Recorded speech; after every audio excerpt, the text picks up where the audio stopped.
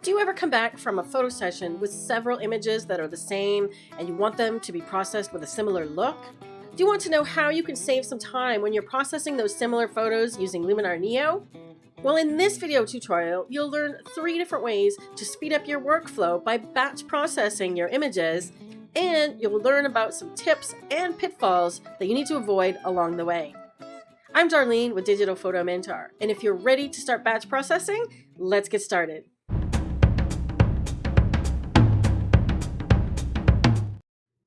As I mentioned, there are 3 different ways that you can get the settings from one image to another in Luminar Neo. This is also known as batch processing. I'll show you the 3 methods really quickly, and then we'll take a look at some tips for success. I've downloaded some stock images from Unsplash and Pixabay. I'll put links to those collections below if you'd like to get the same images and follow along. I've already processed this image of the kitten. Let's take a look at the before and after.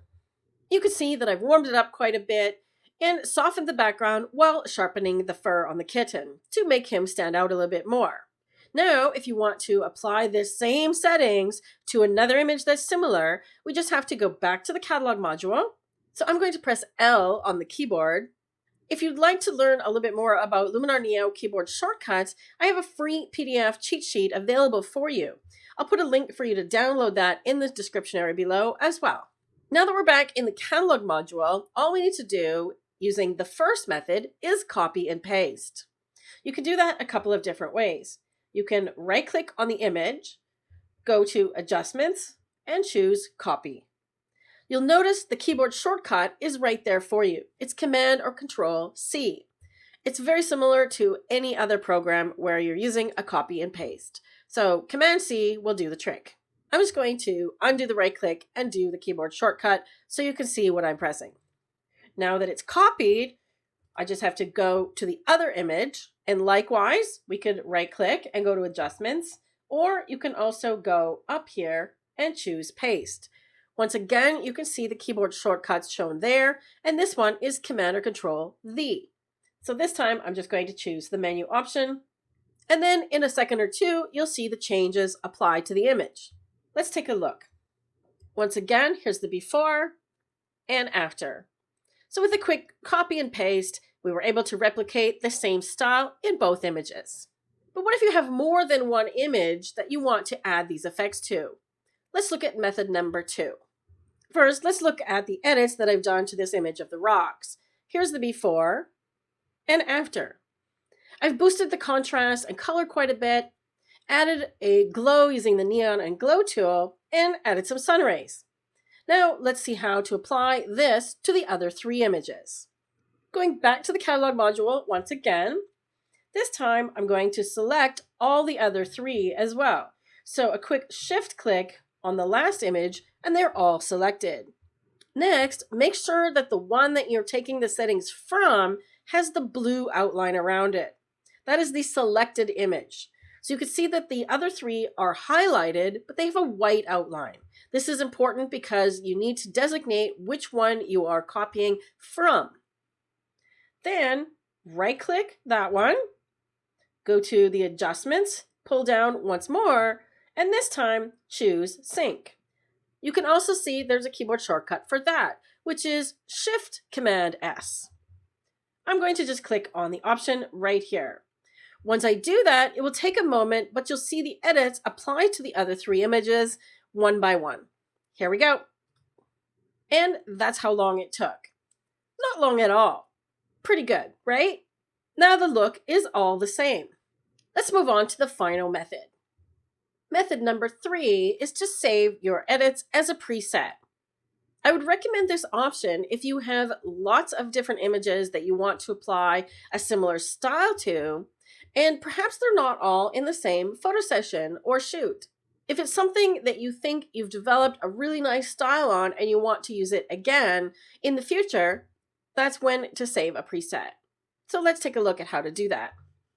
On this image of the orchids, I've applied a black and white conversion and boosted the contrast.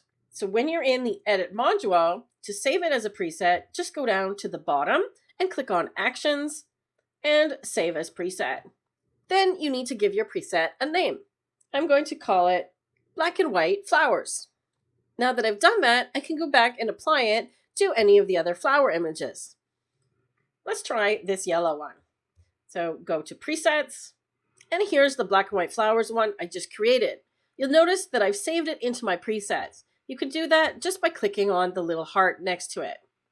So let's click it to apply it. And that's all you need to do. I actually use presets a lot when I'm doing portrait editing, especially if I have several of the same person to edit.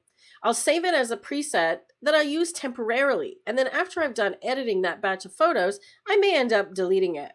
But I know that I want a similar look for that set of photos, so I make a preset for it. It's really easy, and it's easy to delete it if you're finished with it later. Just click the little 3 dots next to it and choose Delete. You can also rename it. If you haven't purchased Luminar Neo yet, or you need to get an upgrade, they're currently changing over the model to go to more of subscription so that you'll have the Pro subscription model or Pro membership. That means that you have access to all of the tools. So that's all the extensions, all the new upgrades, everything. That's the model and the plan that I recommend, because then you never have to worry about not having one of the tools.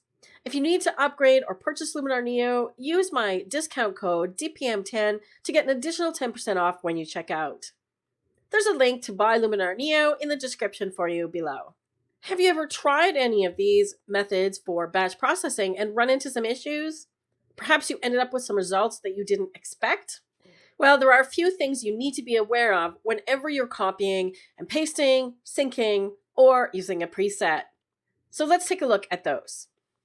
I've applied sync settings so that now all the images of the flowers are in black and white. But you can see that some of them came out a little bit dark. So tip number 1 when working with any type of batch processing is always double check your work. When I did the conversion on the orchid, I darkened the reds when I did the black and white processing.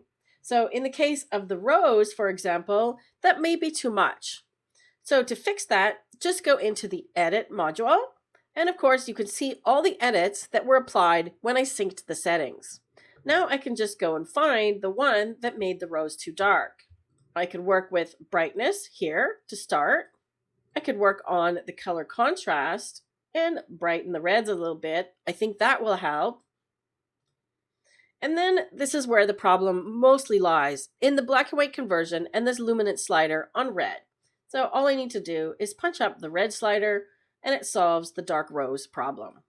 Now you can apply all the edits just by going to the top, and you can see now the rose is not too dark. So always do a double check over all of the images to check the exposure in particular. Make sure that after you've synced the settings, there isn't one image or another that's too dark or too light, and make adjustments accordingly.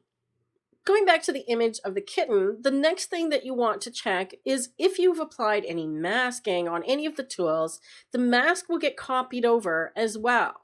For example, in this first one, when I edited this image, I masked in the details to sharpen just the kitten and not affect the background. So you can see the mask here. I used a radial gradient. When I copied and pasted it to the other image, it would be in exactly the same place. Let's take a look at that more closely.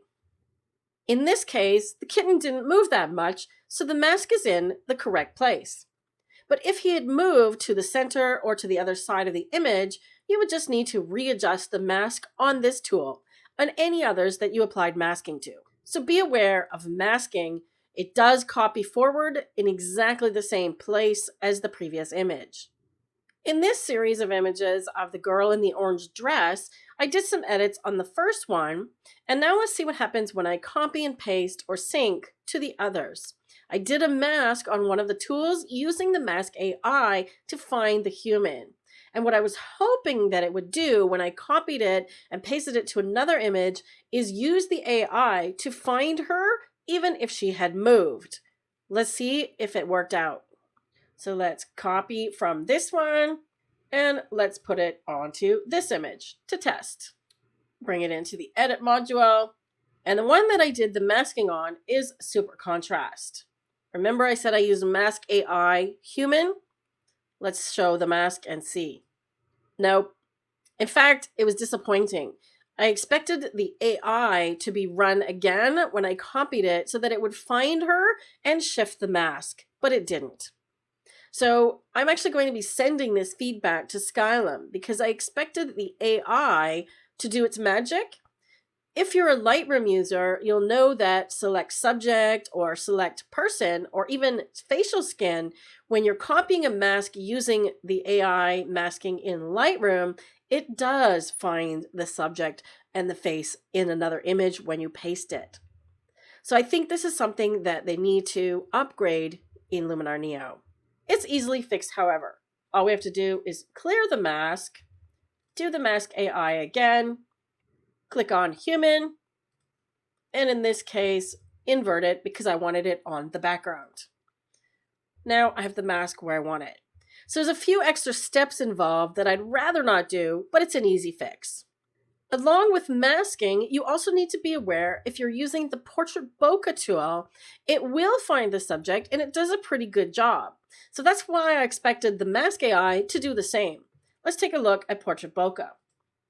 You'll notice when I hover over the image, it does find her successfully. So the masking in Portrait Bokeh does seem to run again to activate that search feature for the subject. The only thing I would suggest is to just revisit the settings because in the other image, I wanted more of the background blur. Here, she was holding a plant, which has now sort of disappeared because of the Portrait Bokeh.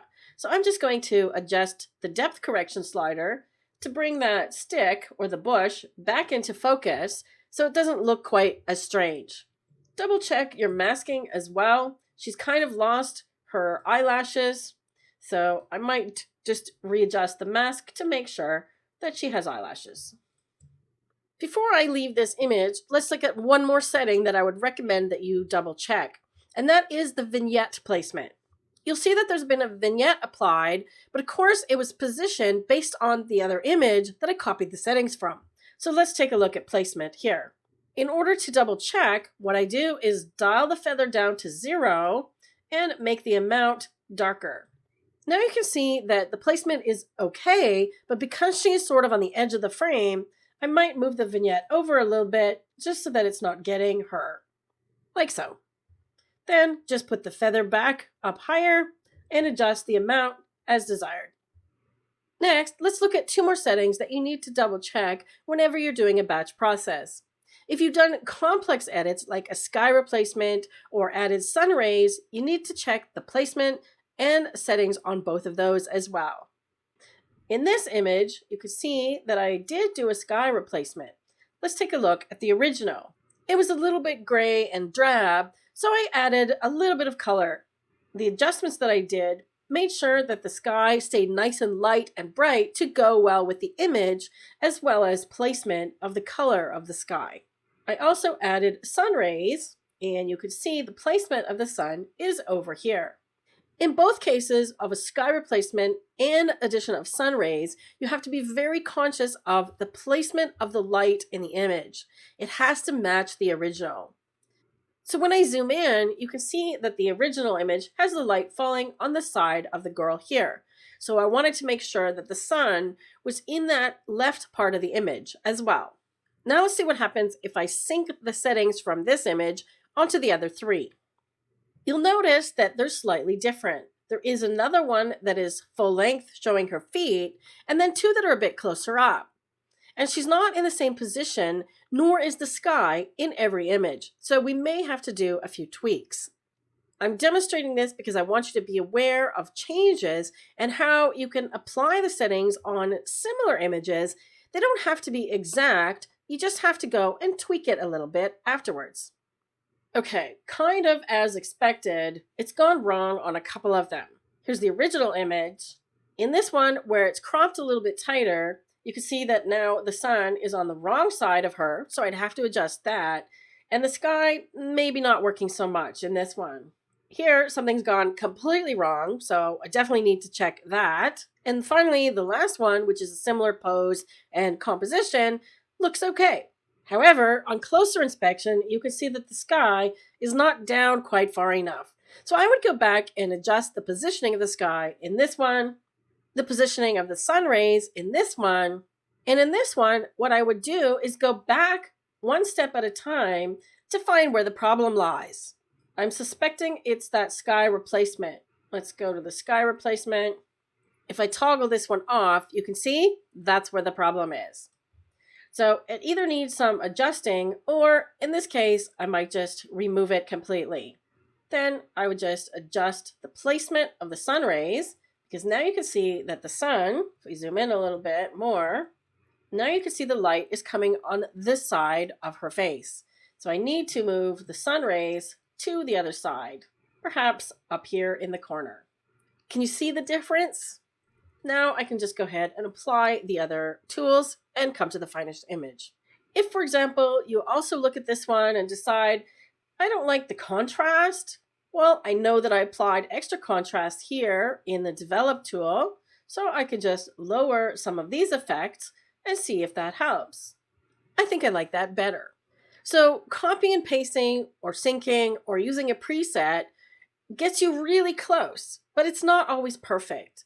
You may have to check your masking, your vignette, or positioning of some of the tools like sky replacement and sun rays. Another thing to consider is layers. If you either duplicate a layer or add a texture or an overlay of some kind, that exact layer will carry forward with your batch processing settings. Let me show you. I'm going to do two things here. First of all, I'm going to duplicate the layer and just change the blend mode to multiply. That's a quick way of adding some additional punch to your image. I'm just lowering opacity to about 30%. Then I'm going to add a texture overlay.